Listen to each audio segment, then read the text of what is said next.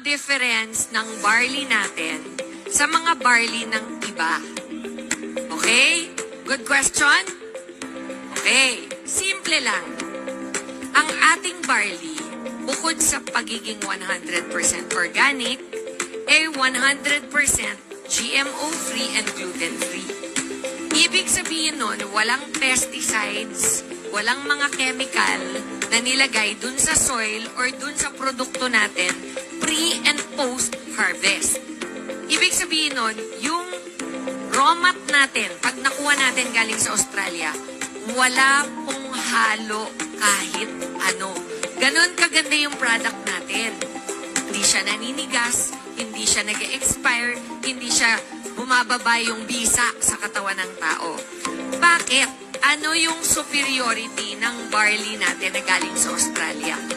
Ito po yung sikreto. Hindi lang tayo barley grass. Kung hindi barley grass juice powder. So bakit? Anong kinaiba nun? Ibig sabihin, pinakamataas na concentration ng beneficial nutrients ang laman ng barley natin but does not include cellulose.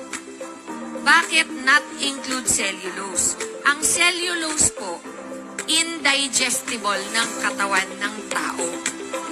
Okay?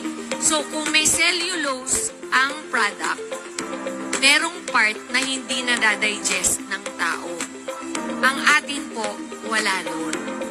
That is what makes our product more superior than all the other barleys.